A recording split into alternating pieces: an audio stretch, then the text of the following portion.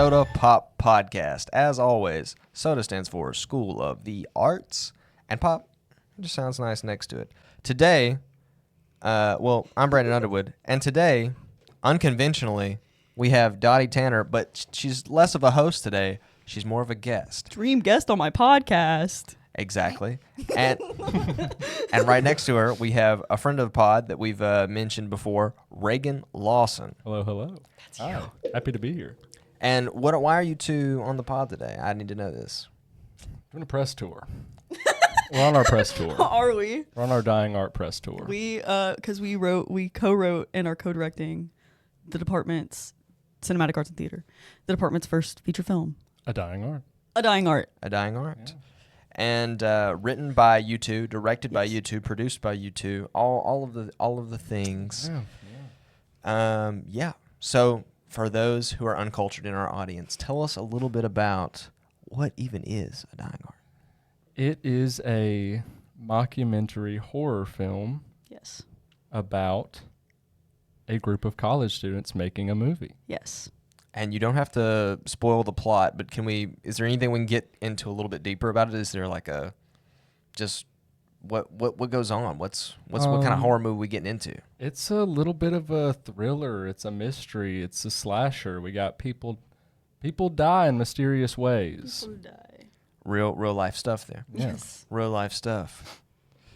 So, sorry, I forgot I'm hosting this episode.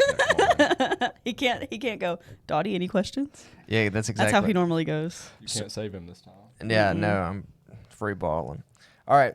So, what inspired this story? Like, what gave y'all the inspiration? Like, oh, we're gonna tell this little cheesy mockumentary story. Cheesy. Yeah, Cheesy. You mean grounded and real and Grounded in a real movie. So basically, last school year. yeah. In November, we were on a. Do you want to take a second to open your fruit? No, go ahead.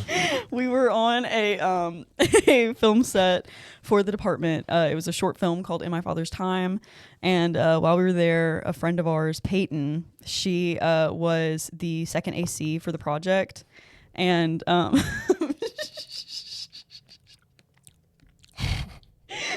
she was the second AC for the project, which means that she's in charge of slating every take. And I took the slate from her, the clacker, as some of you may know it. And I was just like messing around, and I like pretended I was like, imagine you were watching a movie and somebody goes out to like slate the take, and then they just cut their own head off. And they die. And that kind of like was the inspiration point. We had a day later on set where one of the actors was like unable to be there, and so we got to leave early, and Reagan looked at me and he went, library later today, let's start writing this movie. And so we started writing the movie, and we got to write in the movie. Wow. So how's the process been? I mean, for anyone else out there watching, how do you go from, little idea that you're coming up with on set to what it is now? I'm actually supposed to be helping with the movie too. I'm going to be acting in the movie. I came to film school to do all the technical stuff, but it ends up, people like me for my good looks. We got him in front of the camera. Yeah, that's exactly where I'm ending up. But how did, being in those spaces, whatever, it's really professional. We've got professors in on it, and, we've got assignments for class related to it, and we've got, these big read-throughs and like a very big ensemble cast. Like, how did it go from, this little idea that you guys had to that? I think a lot of it was just us consistently communicating what our vision was for it. Mm-hmm. We knew from the get-go that... I'm sorry, I can hear you eating the grapes. No, keep going. No, we knew from the get-go that it was going to be a little unorthodox and weird to be co-writing and co-producing, co-directing.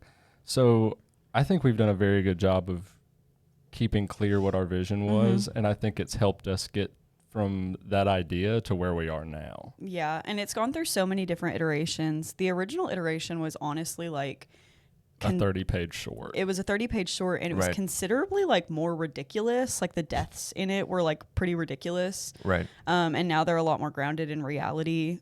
We decided to make it a little bit less goofy and a little bit more serious, but like we aren't taking ourselves too seriously, which I think is also a really important aspect of it.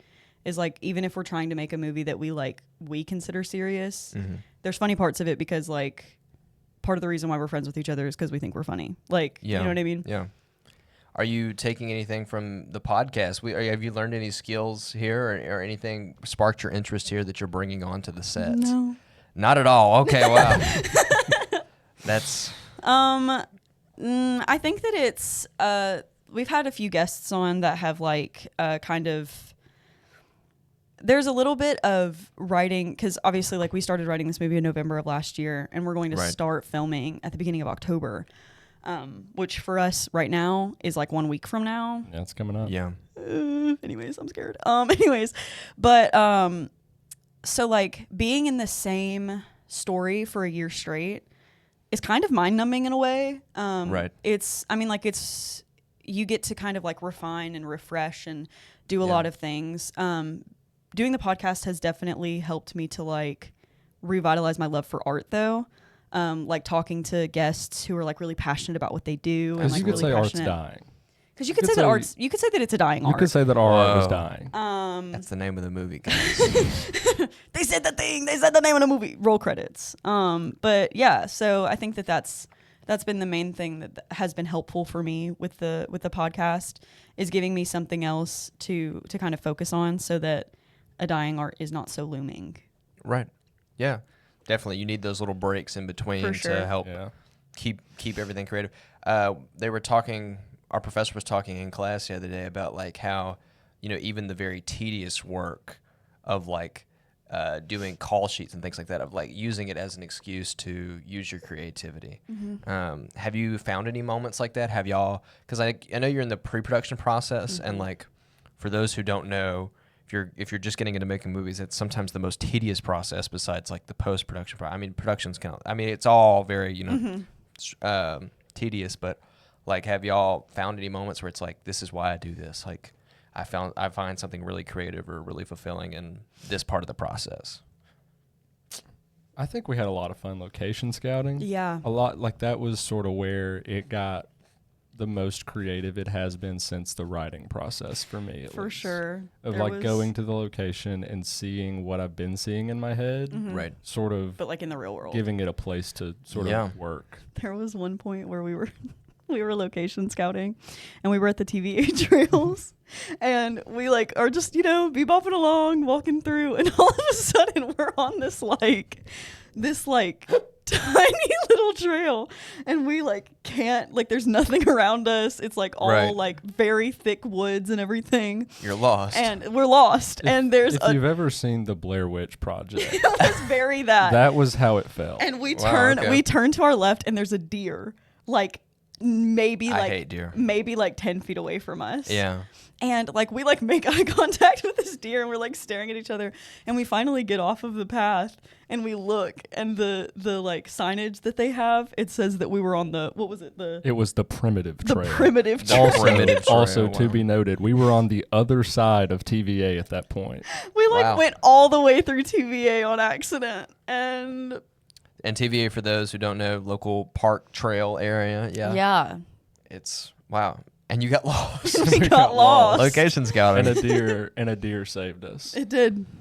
Were there any besides the deer? Were there any like key influences who like you guys are bringing to the table, or like you saw something and it's like, this is what we want this to feel like, or this is what we want for the movie? We talked very early on about like movies like Funny Games, movies like Blair Witch Project, sort of not like Funny Games breaks the fourth wall, and we're not looking to do that, but sort of movies that are acknowledging what they are a little bit. Yes, because Funny Games. Have you ever seen Funny Games before? I have not seen Funny Games. It's on the list. So essentially, one of the major plot points is the guy who made Funny Games doesn't like horror movies. Right. And so he made a horror movie that like kind of is supposed to subvert expectations of the audience, and like all this kind of stuff, and basically like kind of like looking at the audience and being like, how awful are you for wanting to like watch people be tortured? Yeah. And I'm one of those people. Yeah. Hey, I mean, obviously we are too. We're making a movie. Yeah. I get tortured in the movie. So if you want to see me get tortured, a dying art. Whenever it comes out, check out A Dying Art. What's the timeline look like? You know, we are looking. I would say in the end of next year, I'd say. The hope is that at not this upcoming George Lindsay Film Festival, but the next George Lindsay Film Festival, we will be able to show a dying art. And then in theaters everywhere. And then in theaters everywhere, and also in your home. Yes. Whoa, in your home. In your home. In your home.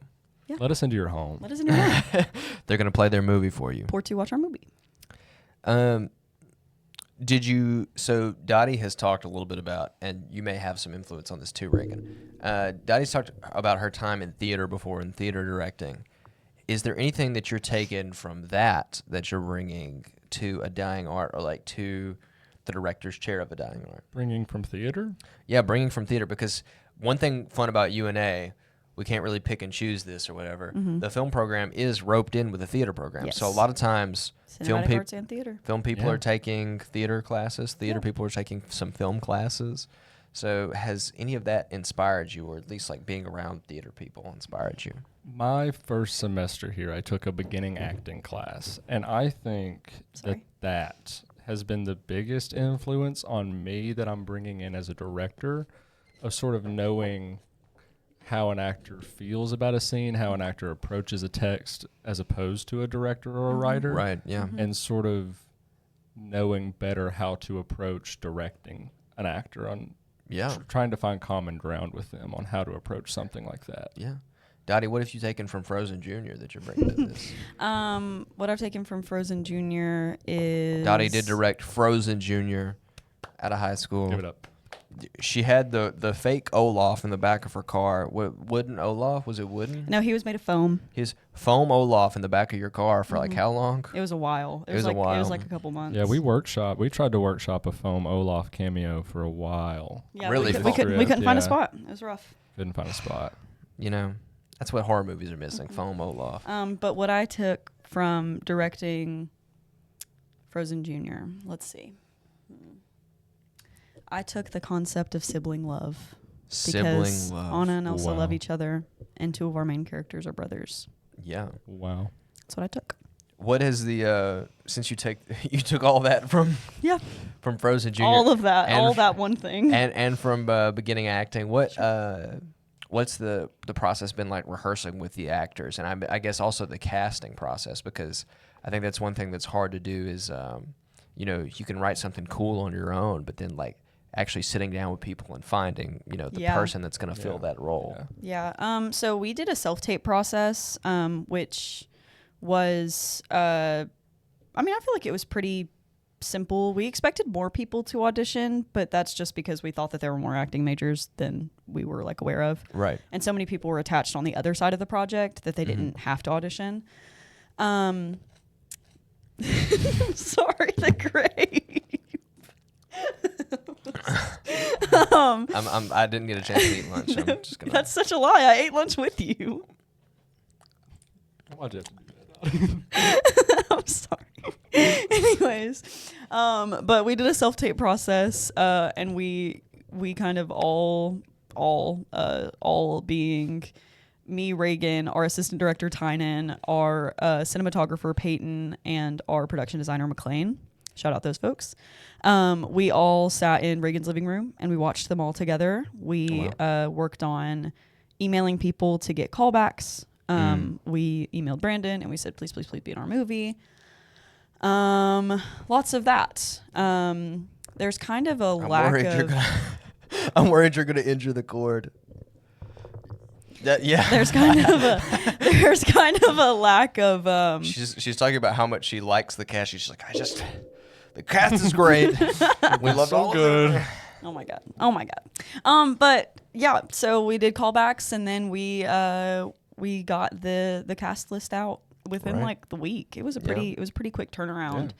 Yeah. And then as far as rehearsals, we've done a few rehearsals. Rehearsals have been fun. Yeah. I've enjoyed them. Yeah. Brandon's brought something unique to the table. Brandon's brought such a unique perspective to the character. Can we talk a little bit more about me on this? Like, yeah, I'm kind of we can talk more about Brandon. Brandon is a little bit of a diva. I am. I do have on my rider. I have several things. Grapes are included on my rider. I hope there will be grapes every day on set. No, you didn't let us know that. Yeah. Okay. What? See, this is why our professor is talking about you guys being unprofessional. Right. Yeah. We're supposed to have grapes every day on set. Yeah. Come on now. Now, if you have a specific request, you got to tell me. Yeah, that's got to get thrown into the grape budget. Grapes. And we don't got the grape budget. Lucky for you. No Lucky for you. I have a great budget. Personally, I will get you grapes. Good Unless deal. you're going to smack like that, then no, I'm not. If that's how you're eating the grapes, you're not getting any.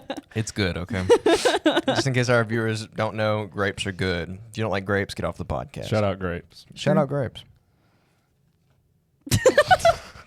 This episode sponsored by grapes. Yeah. Yeah. So how has what are you wanting? I guess you're talking about this whole process of finding the actors and doing all this stuff. What do you want people to get from it? I mean, not just like on the creative side and the crew side. What are you wanting your audience to get from it as well? Oh my goodness. I think I want the audience to have a movie that they can be invested in for an hour and 20 minutes, an hour and 30 minutes, and characters they can relate to, and characters they can root for, and characters they can hate. Yeah. Yeah. And at the end of it, they can walk out and go, hey, I had a good time. It was a fun movie. I think one of the biggest things that kind of was like, is like a very important thing to note when it comes to Reagan and I and like the relationship we have when we are co-writers. I love stories with tragic endings. Love them. Absolutely love them. Reagan Love is an understatement. Okay. Oh, Anyways, wow. Reagan. What's the overstatement? Reagan loves movies with like very happy endings. He's like a happy ending kind of guy, tied all up in a nice little bow. Yeah. This particular kind of movie can't really have a tied up in a nice little bow happy ending. Right. So I think that kind of stretched Reagan a little bit. And it stretched both of us. Neither of us have ever written a horror movie before. Neither of us had ever like, it's good to have a movie that stretches you. Yeah, and neither of us have ever co-written a movie before. I think neither of us have ever had to be this cooperative. Yes. On and being able to compromise and meet in the middle for certain things and give new perspectives and take new perspectives. Did you guys have any grievances? Did anything pop up between you? Like, was it like we've butted heads about for sure, and we've written scenes and rewritten scenes and said this works and this doesn't work and argued about. Yeah, I mean, but yeah, and even in arguments we've had, they've been like. There have been times where we've been like in the middle of like being upset with each other, and then one of us will be like, "Whoa, we're doing this together. What's going on?" Yeah. We've had to do, we do check-ins every now and then. Just go like, "Hey, happy to be doing this with you. Yeah, this absolutely. is great." Yeah, or just like sometimes it's even just like I'll call Reagan and I'll be like, "Hey, just wanted to talk to you like you're my friend right now because I haven't talked to you like you're my friend in a while." We talked. Was that this morning or yesterday? It was yesterday. Morning? We talked.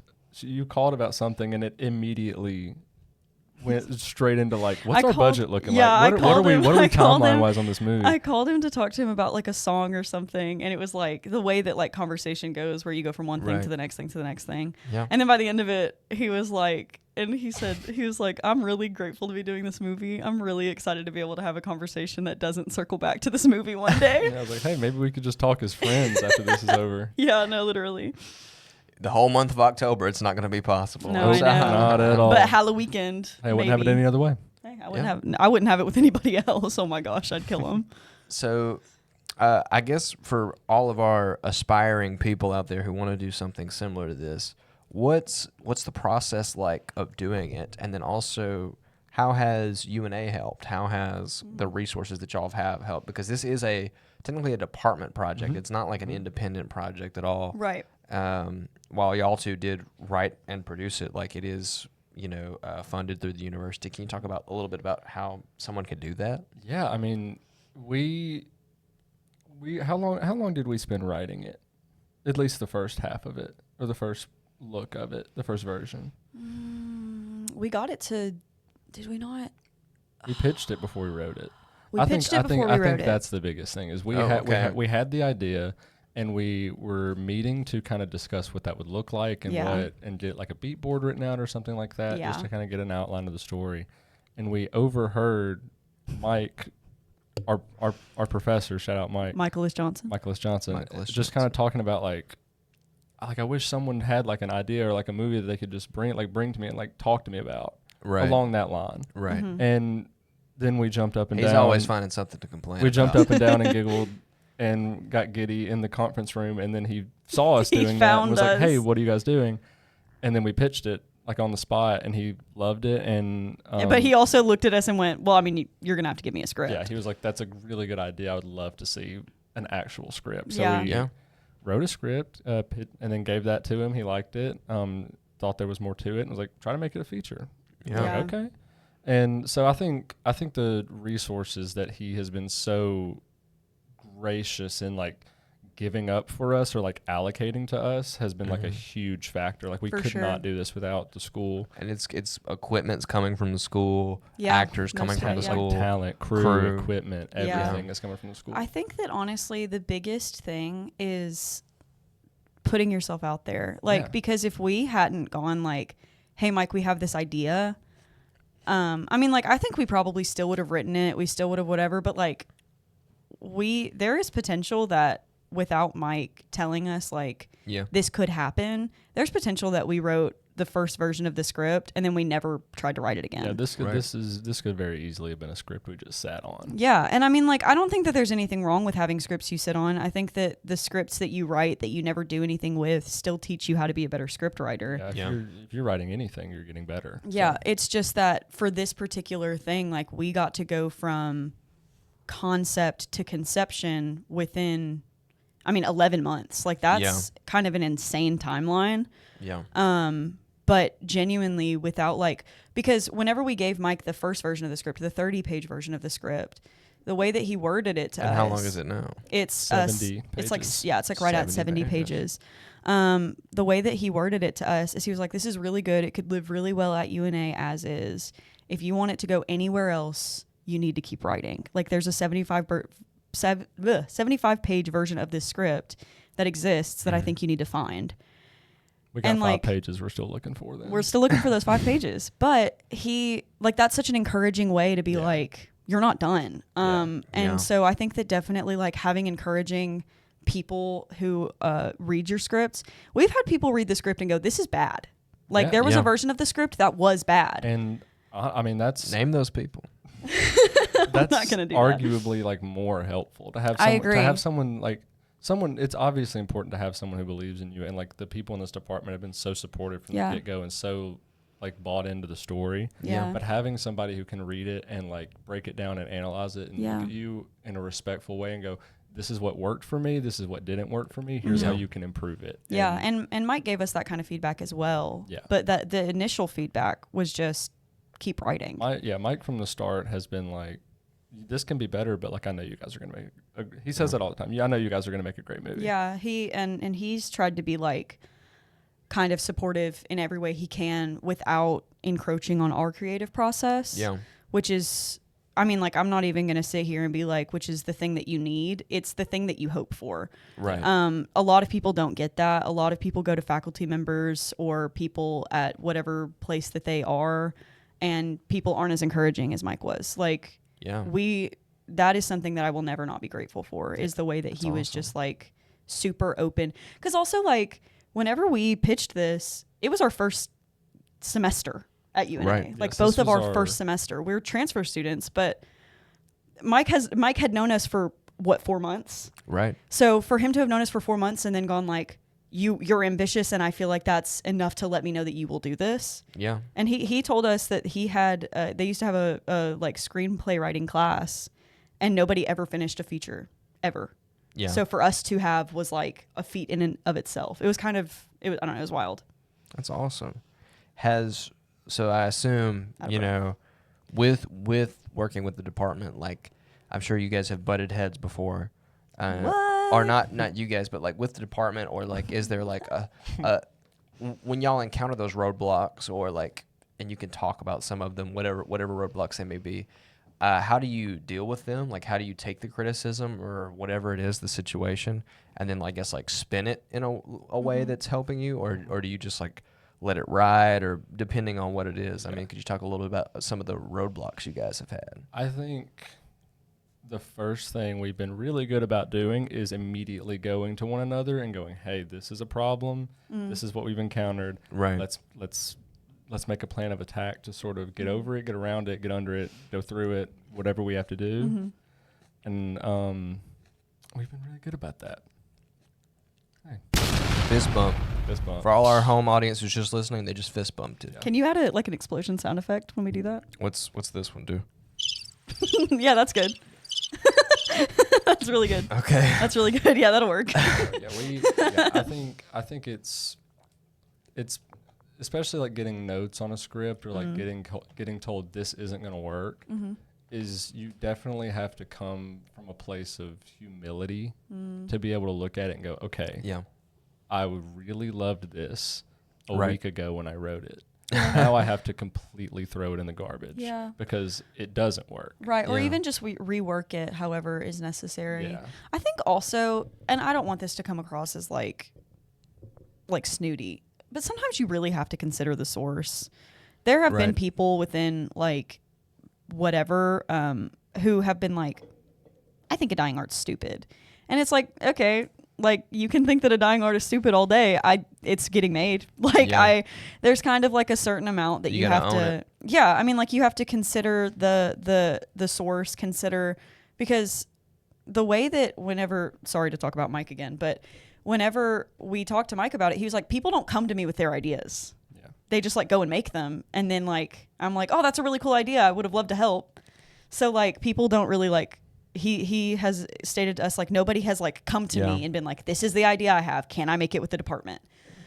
So like for that to be something that's like rare, it's kind of like, okay, you're mad, but I had the guts to go up to Mike and go, I have this idea. Yeah, absolutely. So like it's kind of considering your sources. I think that that's important in all kinds of art, is to consider the people who are criticizing you. Yeah. Because other artists criticizing you is usually with the intention of making you better. And people on the outside of art just are jealous of what you have going on. Yeah, a lot of the time. I think it's riding the line of like knowing what works and knowing what you have is good. Yeah, and taking criticism from people who are genuinely trying to build this script up, or just looking someone and going like, I don't need to. Or like even just thanks for the feedback. Like that's. I mean, I think that sometimes that's all you have to say.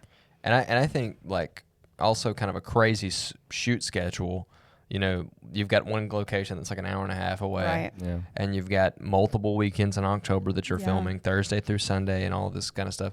You know, it's never been done, but I think by the time you guys hit the end of it and you're promoting it or whatever, and someone comes up and is like, you know, how bad is this movie? Am I right? You're gonna be like, make something better. Literally, I mean, we've spoken about this. We've spoken about this a lot of like bad, good, great, whatever. We got to go out in the woods with our best friends and make a movie. Yeah. And it was a great learning experience. And like this, it's an amazing opportunity. That's worth it, Right. And I mean, I'm sure you had a really similar experience with seniors, like finishing it and being able to be like, I made this. Even if somebody looks at you and they're like, Brandon, this is the worst documentary I've ever seen. It's like, okay, but I made it. Like that's exact. Yeah. My movie Seniors about that I made, yeah, that's exactly what I'm speaking from, because that's what happened. I had somebody come up and they come into my friend. They're like, how bad is this movie? And like she told me afterwards, and I was just like, bro, I really don't care. That guy mows grass for a living. Like, come on now, you know? Yeah, for sure. So that's how it is. No shade to that guy. No shade to people who mow grass. No shade. My uncle mows grass for a living. Shout out grass. Sorry.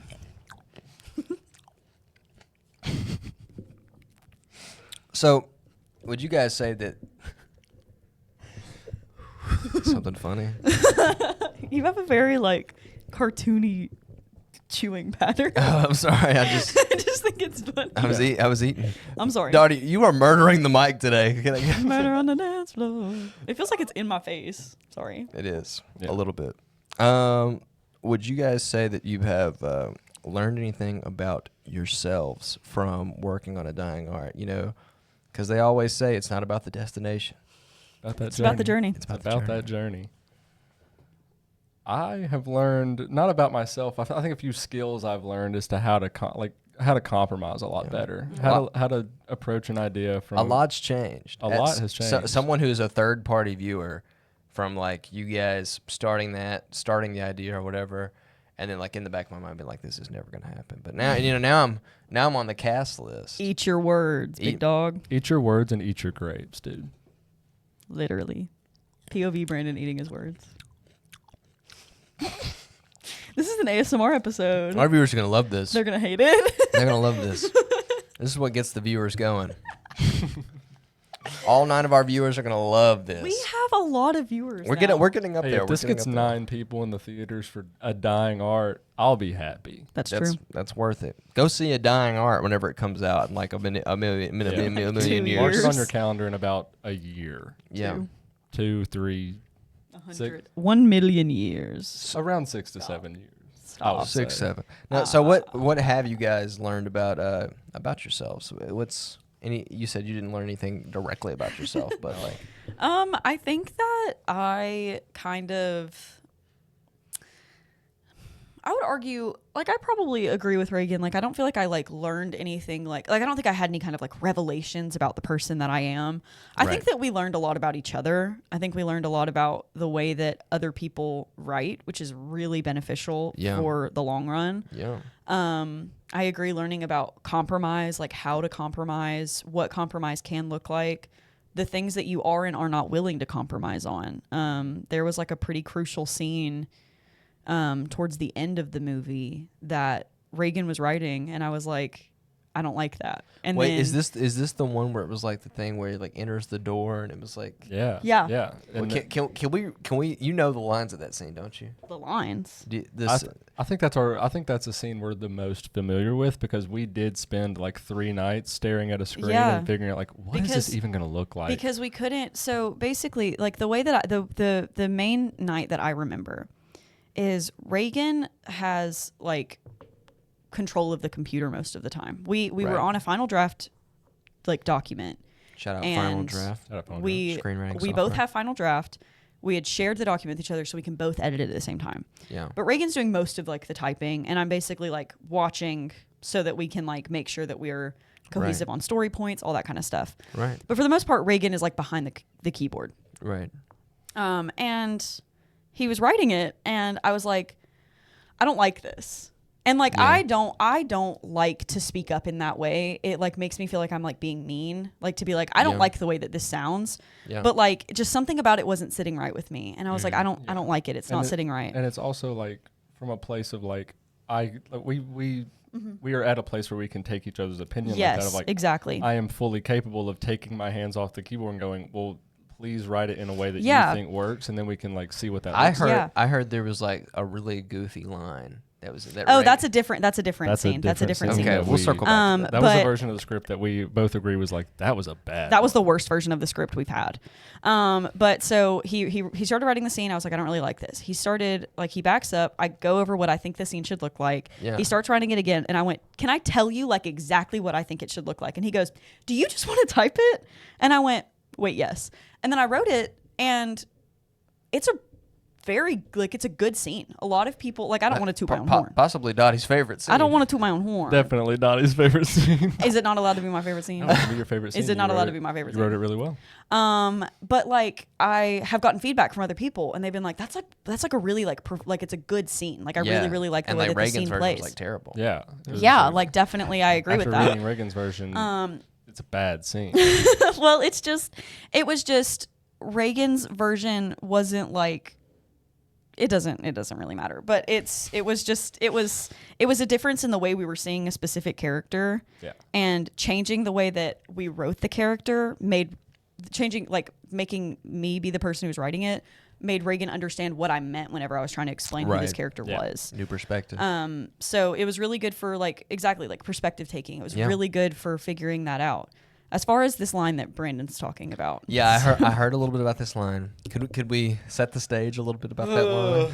So essentially, this is gonna like kind of spoil part of the whatever. Anyways.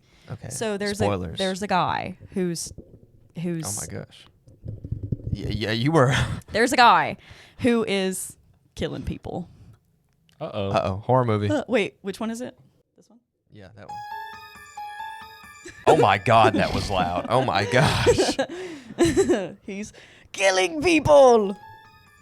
That's too quiet now. Okay, well, Brandon, wait, you just can't be happy. If you want to say the line, I'll be Nick. Okay. So basically, his brother is the cinematographer and he's the director, and so people have started dying.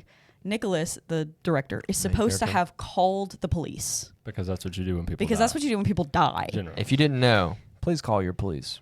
your police Your when people police. die. If your people are dying. And so, like, this is exactly how this plays out, okay? Right. So imagine like we just had this like intense conversation. We're brothers. We had just had this really intense conversation where I'm basically like, I know what you're doing. I know that you're like killing people. This has been cut from the movie. Don't worry. This is actually not It's like different. It's different. But he goes, I know what you're doing. Like, I know you're killing people. And then he goes to walk away, right? And this then is me walking. this is Reagan walking away. Look at him walking away. And then he goes, you didn't call anyone, did you? And he glances over his shoulder. Whoa. Okay. I'm intimidated. Right. Go ahead. He glances over his shoulder, and then he turns around and he goes, safety meeting. It's just not the time. And like that was the scene. And like and it was and me and our cinematographer Peyton, we joked the turnaround and glance. It was myself, Peyton, and McLean, so our cinematographer and our production designer. Right. And we dogged on Reagan for this line for weeks. Because when the bad writing, it's all my fault. And the great scene and the great writing is all Dottie. Now, and did I say that? Is Reagan. Yes, I did say that. Yes, that's on the record. Yeah, that's on the record. Every bad thing about this movie is my doing. You guys got any grievances you need to air? What's your least favorite thing about Reagan? Be real. Go ahead. You can. My least favorite thing. I don't think that I have one. Wow. They're all my least favorite. That's a beautiful thing to say. Reagan, what's your least favorite thing about Dottie? It's at the top of your head. You thought of something. I saw that. No, I did that not. was on the tip of your No, tongue. no, You no, literally no, went. no. You literally went. No. Like you weren't gonna do it. That's crazy. No. My least favorite thing about Dottie. You had the basketball. You almost laid it up. I'm about to walk off this podcast. So there is a little bit more lore. I'm technically we're the same. We're the same. Technically, Reagan and I are graduating at the same time. Yes. But Reagan came into the department a year after me, and like I met the dude on a little summer film set. One of our alumni was doing, and we were just talking, chatting, all that kind of stuff or whatever. And then I would just see him throughout the department or whatever. And I didn't realize one thing. A lot of people come to UNA from all over the world. You don't know where they're going to be from. But me and Reagan just happen to be from the same community. Yeah. And so is Dottie. We're all from the local community. Go support your local arts, as always. Yes. But it's really cool to meet people like that. And we got to talking, and it was like, I knew stuff about, like, we knew similar people. We knew, things. I was like, he was telling me about his high school, and I was like, wait, were you guys the ones that win, like, the championship basketball team? And he was like, yeah, I was actually the captain. I was actually the captain. That's you can't touch this. This is not the oh yeah, it's our Loud podcast. But no, and so basically that started something. And so for a long time, Reagan's telling me about this movie, or Dottie was telling me about this movie, and she was like, "Yeah, I'm making it with the basketball guy." I didn't say that. That's what I was perceiving it as. I was like, "So you and the basketball guy are making a movie?" But Reagan is actually a 2-time state champion basketball player. And now I feel like I'm in a public humiliation ritual right now. And now a screenwriter. And now a screenwriter. And now a screenwriter. Legitimately, that is one of the things that me and Brandon bonded over. Yeah, bonded very over quickly of like 2-time state champion. Him always bothering me about that, but like being from the same community, and it helped ease some of the nerves. Because like when I first got here, I was nervous. Yeah, Cool. Coming from my freshman year, I was at UAB studying like biology. I did like completely this different. Is a complete 180, and I was so nervous going into it, and having someone like that creative from the same community sort of helped ease. Wow, let's keep going on this. Helped ease the nerves a little bit of like, oh, okay, it's okay to like embrace. Wait, can you say something nice about Brandon again? Yeah. Yeah, Brandon is a really creative guy. Oh, okay. Dottie just felt jealous, felt contemptuous. I know he thinks I'm talented and creative. Wow, this is beautiful. This is favorite turning into like a war on the podcast right now. This is what you get when you get me and Reagan together. We spent all of our summer together, and so we like act like brother and sister now. Yeah. It's fun. That's beautiful. We have fun. We are perfectly fine and at ease. But I think it shows. I mean, sorry, what did you just say? We are perfectly fine and at ease. And at ease. Okay. And at ease. Okay. It's beautiful. But I know, I think, you know, both of you kind of showed that, like, you don't have to necessarily be from, like, a film background or, like, be, you know, because a lot of people will go, like, in high school programs and learn about film or, you know, think they need more of a background. I mean, Ethan Lawley, one of our guests, was talking about how he thought, like, to be a conductor, you had to be, like, born into it, basically. Yeah. But the arts are for everyone, whether you're, you know, coming from biology at UAB and a 2-time state champion or, you know, doing Frozen Junior or whatever, you can apply yourself. And I think that's beautiful, going from that and making your own movie. It's a beautiful thing. Mm-hmm. Why are you both looking at me like that? I was just thinking I was just remarking that that's beautiful. Right. It is beautiful. It is beautiful. Do you guys have anything to say? You guys have anything to say about your journey and what the journey's been like for you guys artistically from UAB to Frozen Junior? Wait, actually, Reagan's like story about this is like low-key interesting, and I mean that genuinely. Like the fact that you started with like writing scripts in your dorm. Yes. Well, I was at UAB, and which is a trash university. We don't support it at all on the Soda Pop podcast. No, what's the opposite of a shout out? No. Okay. No. Okay. We love you, any students who go to UAB. We recommend that you start an arts podcast at your college. There's a reason you boys aren't Division 1. Actually, shout out UAB Film Club. Shout out the UAB Film Club. You guys are great. You guys showed really good movies. What's that white boy doing? Oh God! Right, Okay, moving on. Moving on. At UAB, I very quickly realized that this was not the profession for me. Reagan was going to be a dentist, guys. Orthodontist. Orthodentist. I was going to be an orthodontist, and I was studying biology at UAB, and I got there, and my advisor slid a piece of paper across the table to me. Try that again. Slid a piece of paper across the table to me. And it listed every chemistry that UAB had to offer and every biology they had to offer, and I very quickly was like, not for me. Mm-hmm. Yeah. So I spent about a year at UAB in denial of that, skipping class and watching movies. Right. My grades were plummeting. Sure. And obviously going to the UAB Film Club. And it got to a point where I was like, I love movies and I love everything around them. I love directors. I love the process of everything about it. So I mean, I might as well start writing them. Yeah. Right. Because I was bouncing ideas off of a friend from high school of mine.